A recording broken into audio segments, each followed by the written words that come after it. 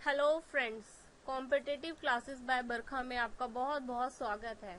आइए आज हम कंप्यूटर अवेयरनेस पार्ट 4 पढ़ते हैं, जिसका यूज आप वेरियस कॉम्पिटिटिव एग्जामिनेशन की प्रिपरेशन के लिए कर सकते हैं। आप अगर इसके बारे में पढ़ना चाहते हैं, जो भी ये नोट्स हैं उनको पढ़ना चाहते हैं, तो आप www.barkha.net पर जाएं और उसको पढ़ें। तो आइए शुरू करते हैं क्वेश्चंस। फर्स्ट क्वेश्चन है, the communications device that allows the computer to access the network is called a network card. जो कम्युनिकेशन डिवाइस है, डिवाइस क्या है? ये नेटवर्क कार्ड है, जो कि computer that allows the computer to access a network को एक्सेस करने के लिए कंप्यूटर को अलाउ करता है। मतलब हमारा कंप्यूटर नेटवर्क को एक्सेस कर पाता है। वो किसके थ्रू करता है? नेटवर्क डिवाइस के थ्रू, जिसे नेटवर्क कार्ड बोलते हैं। Next question, the system BIOS basic input output system and ROM read only memory chips are called. जो basic input output system BIOS और रोम चिप्स होती हैं, इनको क्या कहते हैं? इनको फर्मवेयर कहते हैं। Next question, which type of memory can not be erased और रीप्रोग्राम्ड? हमारी रीड ओनली मेमोरी, आपको पता है ये, अगर ये प्रोग्रामेबल रीड ओनली मेमोरी है तो ये इरेज नहीं हो सकती और रीप्रोग्राम्ड भी नहीं हो सकती। ये इनबिल्ट हमारे पीसी में होती है कि ये प्रोग्राम नहीं होगी। ये इसके अंदर जो प्रोग्राम पहले से पड़ा होता है उसे हम मॉडिफाई या इरेज नहीं कर सकते। रीप्रोग्राम मतलब मॉडिफाई नहीं कर सकते, इरेज नहीं कर सकते, और इसकी फुल फॉर्म है programmable read only memory. Next question, transformation of input into output is performed by. जो भी हम इनपुट देते हैं वो आउटपुट में कन्वर्ट हो जाता है।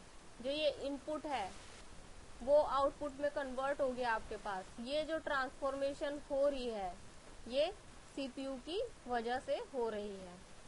Next question, what are individual boxes in spreadsheet called?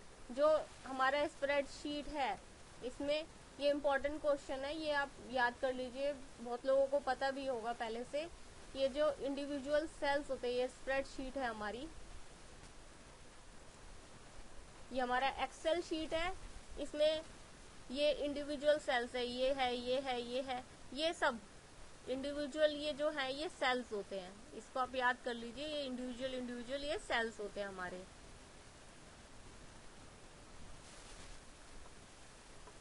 जो बॉक्सेस होते हैं ये हमारे सेल्स होते हैं। Next question, half of a byte is called what?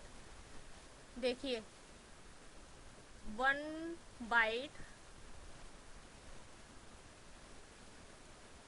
जो होता है वो 8 बिट के बराबर होता है।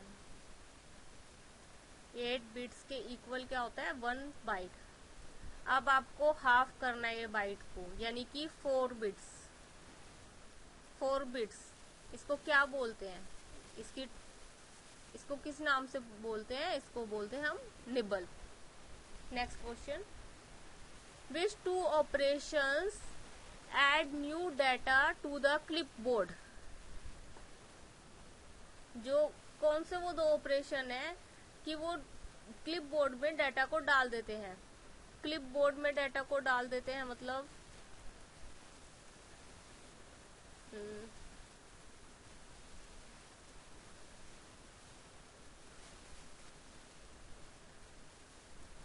चलिए बताती हूँ मैं। क्लिपबोर्ड में डाटा को डाल देते हैं मतलब आप जैसे किसी डाटा को कॉपी कर लेते हैं, वो कहीं ना कहीं अंदर तो सेव हुआ होता है ना, वो आप उसको पेस्ट कर रहे हैं, कॉपी कर रहे हैं और पेस्ट कर रहे हैं। कॉपी किया तो पेस्ट करने के बीच में जो ये टाइम है, ये जो कहाँ पे जाके वो कॉपी हुआ, वो कॉपी होता है क्लिपबोर्ड में जाके। अगर आप कट भी करते हैं ना पेस्ट करने के लिए, वो भी क्लिपबोर्ड में जाके सेव होता है। और क्लिपबोर्ड से आप जहाँ नए डेस्टिनेशन पे या कहीं पे भी आप पेस्ट करते हैं, ये वहाँ सेव होता है। तो वो कौन से 2 ऑपरेशन है जो ऐड करते हैं नए डाटा को, या कोई भी ओल्ड डाटा है कुछ भी है उसको क्लिपबोर्ड में ऐड करते हैं।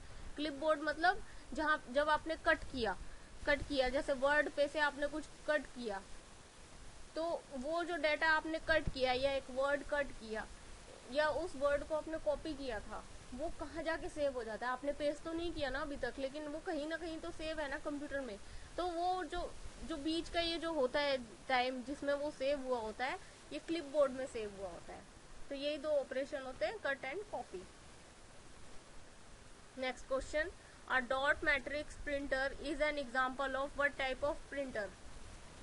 जो डॉट मैट्रिक्स प्रिंटर होते हैं, आपने प्रिंटर देखे होंगे पुराने जमाने वाले, सरकारी दफ्तरों में आपको मिल जाएंगे, अभी भी मिल जाएंगे डॉट मैट्रिक्स प्रिंटर। और पहले तो बहुत हुआ करते थे ये डॉट मैट्रिक्स प्रिंटर।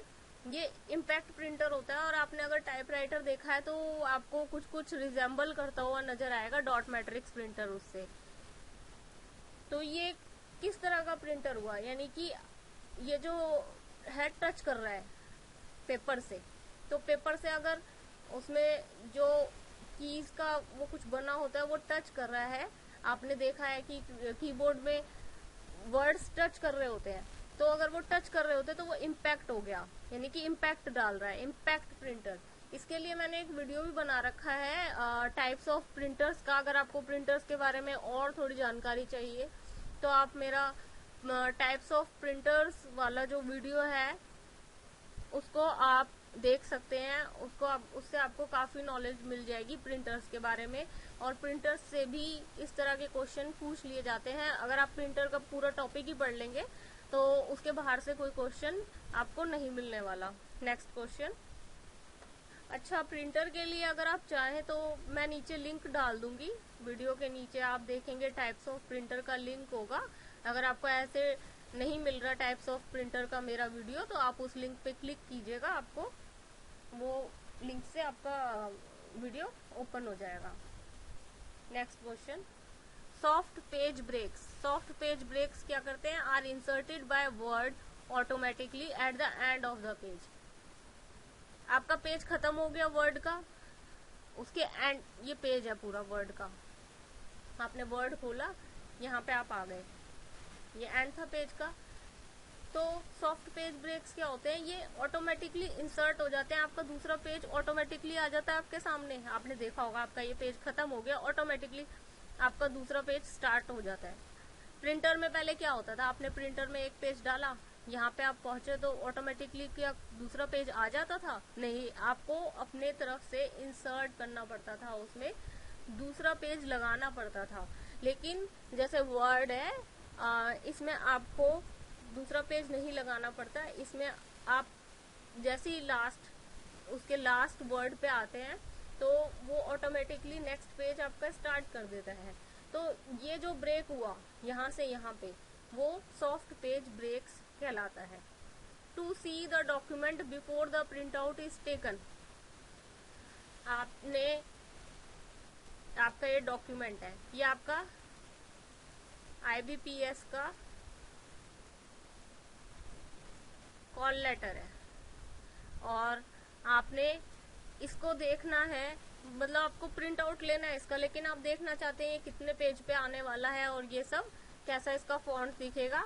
तो आपको अगर ये देखना है तो आप प्रिंट प्रीव्यू एक ऑप्शन होता है, आप उस पर क्लिक करेंगे। ये जनरली फाइल मेनू में होता है, आपका ये जो ऊपर फाइल मेनू होता है, यहाँ पे फाइल मेनू में आपको ये प्रिंट प्रीव्यू ऑप्शन दिख जाता है। आप उस पर क्लिक करेंगे तो आपके डॉक्यूमेंट का एक प्रीव्यू टाइप आपको दिखा दिया जाएगा। आप वो देख के एडजस्टमेंट भी कर सकते हैं, कई बार एडजस्टमेंट करने की भी फैसिलिटी होती है। नेक्स्ट क्वेश्चन, इनमें से रॉन्ग स्टेटमेंट उठानी है, मतलब और बाकी जो हम पढ़ेंगे वो राइट होगा। Pick the wrong statement. Banks, educational institutions and insurance companies use mainframe computers to store data about their customers। देखिए, mainframes कंप्यूटर बड़े बड़े कंप्यूटर्स में आता है और ये डाटा को अच्छे से मैनेज कर लेता है, क्योंकि बड़े कंप्यूटर्स में आता है। हमारा डेस्कटॉप कंप्यूटर जो होम कंप्यूटर्स होते हैं उससे बहुत ही ज़्यादा बढ़िया होता है। तो बैंक, एजुकेशनल इंस्टीट्यूशंस, बैंक्स होते हैं, एजुकेशनल इंस्टीट्यूशंस होते हैं, इंश्योरेंस कंपनीज होती है जिन्हें अपना जिनका डाटा बहुत ज़्यादा होता है, उनको अगर अपना डाटा स्टोर करना होता है तो वो कहाँ करते हैं, मेन फ्रेम कंप्यूटर्स में। तो ये जो स्टेटमेंट है ये बिल्कुल सही है। Desktop computers, laptops, personal digital assistant, tablets and smartphones are all types of micro computer. ये भी बात सही है। इन सब को जो हम घर में आमतौर पे जो कंप्यूटर यूज़ करते हैं, लैपटॉप यूज़ करते हैं, पीडीए हम यूज़ करते हैं, टैबलेट्स होते हैं, जो स्मार्टफोन्स हैं हमारे, इनको माइक्रो कंप्यूटर भी कहा जाता है। ये माइक्रो कंप्यूटर के एग्जाम्पल्स में आ जाता है। तो ये स्टेटमेंट भी हमारी सही हो गई। Next, mini computers are used by small business and firms. देखिए जो ये बैंक्स है ये थोड़ा बड़े बिजनेस एंड फर्म्स होते हैं, लेकिन जो ये मिनी कंप्यूटर्स होते हैं ये स्मॉल बिजनेस या फार्म्स में मिनी कंप्यूटर यूज हो जाता है।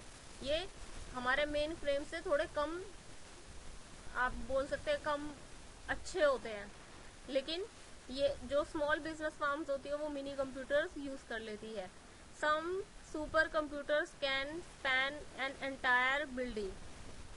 जो सुपर कंप्यूटर होते हैं वो बहुत बड़े बड़े कंप्यूटर्स होते हैं और वो काफी पावरफुल होते हैं। और ये जो सुपर कंप्यूटर्स होते हैं आपने देखा होगा, जैसे रॉकेट भेजा जाता है या ये सब काम होते हैं, ये सुपर कंप्यूटर के थ्रू ही होते हैं। तो ये स्टेटमेंट भी सही है। Super computer are not as powerful as mainframe. नहीं, ये बिल्कुल गलत है। मिनी कंप्यूटर छोटे कंप्यूटर में आ जाते हैं, फिर हमारे आते हैं ये मेन फ्रेम कंप्यूटर, और सबसे बढ़िया जो बहुत ही पावरफुल होते हैं वो सुपर कंप्यूटर होते हैं। Most powerful, less than super computer.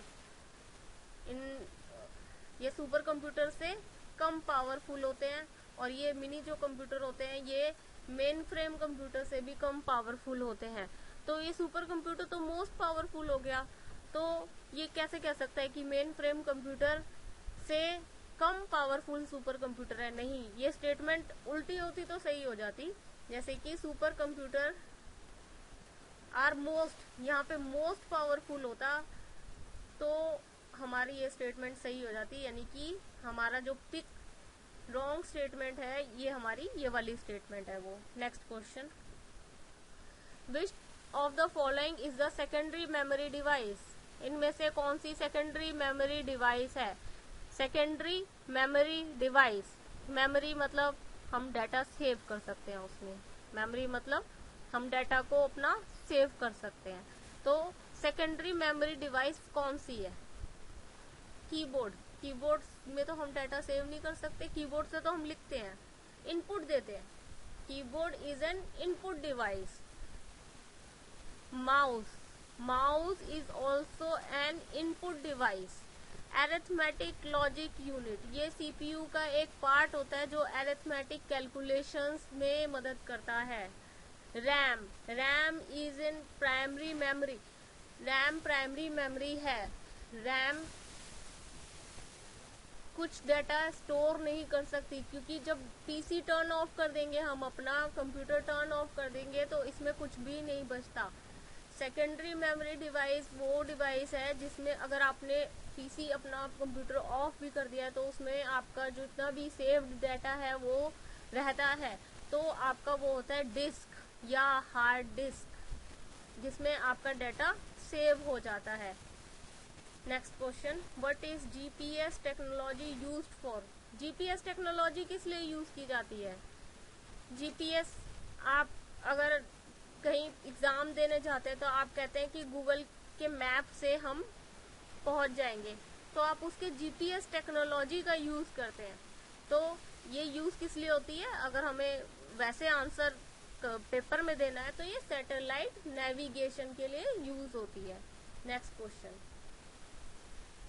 To access properties of an object, किसी भी ऑब्जेक्ट की प्रॉपर्टीज को हमने एक्सेस करना है। ये आपका फाइल बनी हुई है, वर्ड फाइल है, ये आइकन है आपका वर्ड फाइल का, आपने डेस्कटॉप पे सेव कर रखा है कोई फाइल, वर्ड फाइल, और ये आइकन है आपका वर्ड फाइल का। तो हमें इसकी प्रॉपर्टीज को एक्सेस करना है तो हम इस पर राइट क्लिक करेंगे। राइट क्लिक करने पर सबसे नीचे प्रॉपर्टीज लिखा हुआ आएगा, वो उस पर आप क्लिक करेंगे तो आपकी प्रॉपर्टीज वाला विंडो खुल जाएगा। तो यही क्वेश्चन है, अगर हमें किसी ऑब्जेक्ट, वर्ड फाइल भी ऑब्जेक्ट है, या कुछ भी हम सेव करते हैं, पावर पॉइंट, पेंट, कुछ भी हम सेव करते हैं, ये सब हमारे ऑब्जेक्ट्स हैं, और इनकी प्रॉपर्टीज को एक्सेस करना हो तो उस आइकन पे राइट क्लिक कीजिए, प्रॉपर्टीज पे क्लिक कीजिए, फिर आप उसकी प्रॉपर्टीज को देख सकते हैं।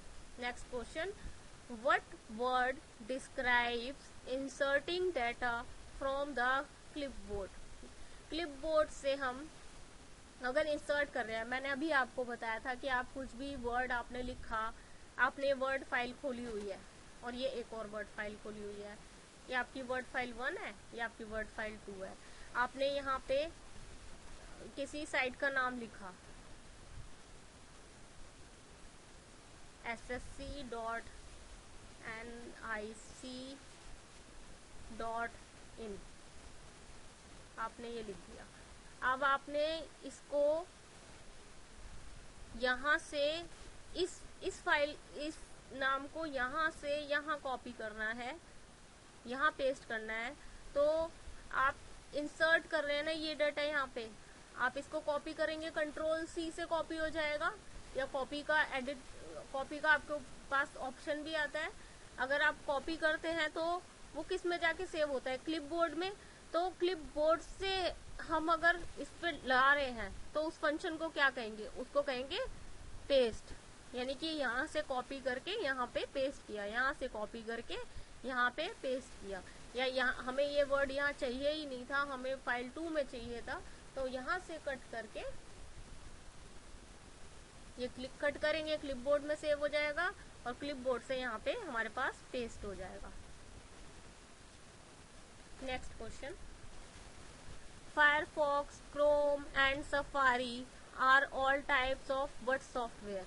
ये सब वेब ब्राउजर होते हैं। वेब ब्राउजर क्या होते हैं, अब आपको कोई वेबसाइट खोलनी है तो आप मोजिला, फायरफॉक्स, मोजिला, क्रोम ये सब यूज करते हैं। तो अगर आपको कोई भी साइट खोलनी है तो आप ये जो यूज करते हैं, फायरफॉक्स, गूगल क्रोम, जो जिसको आप मोजिला फायरफॉक्स कहते हैं, गूगल क्रोम यूज करते हैं, सफारी भी एक वेब ब्राउजर है। तो अगर आप इन सब का यूज करके खोलते हैं तो इन सब का कॉमन नेम क्या है, इन सब का कॉमन नेम है वेब ब्राउजर। आप वेब ब्राउजर की मदद से ही ऑनलाइन कुछ कर सकते हैं। Next question, reload is a synonym for what command. Reload, जब आप रीलोड करना चाहते हैं किसी चीज को तो उसको रिफ्रेश करते हैं, इसका सिनोनिम है रिफ्रेश। रिफ्रेश आप जानते होंगे F5 से भी कर सकते हैं रिफ्रेश। F5 की जो कीबोर्ड के सबसे टॉप मोस्ट लाइन होती है वो आपकी ये F1, F2, F3 ये सब कीज होती हैं F12 तक। तो F5 की को प्रेस करते हैं तो आपका पेज रीलोड या रिफ्रेश हो जाता है। आपको एक बात और बताना चाहूंगी मैं, अब जैसे कई लोग क्या करते हैं, F5 प्रेस करके रखते हैं, बहुत देर तक प्रेस करके रखते हैं, तो क्योंकि ये रीलोड हो रहा है, आपका रीलोड हो रहा है कोई पेज, तो इसका ये CPU के ऊपर ज्यादा बर्डन डालता है। आपको अगर रिफ्रेश करना ना, आप एक बार F5 प्रेस कीजिए, वो रिफ्रेश हो जाएगा पेज। लेकिन कुछ लोग दबाए रखते हैं, यानी कि 5, 7, 10 बार दबाए रखते हैं। कभी आप उसके कंप्यूटर्स की प्रॉपर्टीज में आप जाइएगा, वहां आपको ये मिल जाएगा। ऑल्ट कंट्रोल डिलीट करेंगे तो एप्लीकेशन उसकी प्रोसेसिंग में देखिएगा, आपका बार जो आएगा बहुत ऊंचा ऊंचा उठाएगा। मतलब आपका जो ये पीसी है उस पर बहुत बर्डन पड़ रहा है जब आप लगातार रीलोड कर रहे हैं। रिफ्रेश करने के लिए या रीलोड करने के लिए आप एक बार F5 की प्रेस कर देंगे तब भी वही बात होती है, जो आप 10 बार F5 प्रेस करेंगे तब भी वही बात होती है। नेक्स्ट क्वेश्चन, बस हमारे क्वेश्चन आज के लिए यहीं तक थे। अगर आप ऑनलाइन एग्जाम देना चाहते हैं, ऑनलाइन प्रैक्टिस करना चाहते हैं, तो sourcecodeHub.com पर आइए, आपको वहाँ ऑनलाइन टेस्ट का लिंक मिलेगा। इस पे क्लिक करेंगे तो आपको कंप्यूटर अवेयरनेस ऐसे लिखा मिलेगा, ये लिंक है, इस पे क्लिक करेंगे तो ये आपके सामने कंप्यूटर अवेयरनेस के काफ़ी सारे टेस्ट खुल जाएंगे, इससे आप प्रैक्टिस कर सकते हैं। जैसे कंप्यूटर अवेयरनेस पार्ट 1 मैंने खोला, तो आपको सिर्फ अपना नाम और ईमेल आईडी डालनी है, आप ये करके टेस्ट दे सकते हैं। जब आप सबमिट कर देंगे इस टेस्ट को, तो प्रोग्रेस रिपोर्ट आएगी आपकी, प्रोग्रेस रिपोर्ट। वो प्रोग्रेस रिपोर्ट में आपको दिखेगा कि आपने कितने क्वेश्चन सही किए हैं और कितने क्वेश्चन गलत किए हैं। जो आपने गलत क्वेश्चन किए हैं, परेशान मत होइएगा, वो उसका आंसर भी आपको यहाँ पे मिल जाएगा। आप चाहे तो ये क्वेश्चन लिख भी सकते हैं, आप चाहे तो बरखा.net पे जाके ये क्वेश्चन पढ़ भी सकते हैं। आप नहीं लिखना चाहते मत लिखिए, आप बार बार उस साइट पे जाके पढ़ सकते हैं। उसमें ऐसे ही दे रखा है part 1, part 2, part 3 computer awareness, आप वहाँ जाके पढ़ सकते हैं। Thanks for watching our video. अगर आप सब्सक्राइब करेंगे, नीचे सब्सक्राइब रेड बटन है, अगर आप मेरे वीडियो को सब्सक्राइब करेंगे चैनल को, तो आपके पास जो भी मैं नया वीडियो डालूंगी, आपके पास उसकी इन्फॉर्मेशन थ्रू ईमेल पहुंच जाएगी। जो भी लेटेस्ट वीडियो डालूंगी उसके आपका हाथों हाथ आपके पास इन्फॉर्मेशन पहुंच जाएगी। और अगर आपको पसंद आया ये वीडियो तो लाइक ज़रूर कीजिएगा। और जैसे मैं हर बार बोलती हूँ, अभी भी बोल रही हूँ, अपने कॉन्फिडेंस को और अपने मार्क्स को बढ़ाने के लिए आप एक टेस्ट दिन में एक बार तो दे ही दीजिए। चाहे आप बरखा.net पे नहीं दीजिए टेस्ट, जो मैंने सोर्स कोड हब का लिंक दिया वहाँ मत दीजिए, आप किसी और साइट पे दे दीजिए, लेकिन आप टेस्ट जरूर दीजिए। आप टेस्ट देंगे तो आपके अंदर कॉन्फिडेंस बिल्ड होगा, आपको पेपर में वो बहुत मदद करेगा। Your success is our aim. Thanks for watching our video. Bye bye.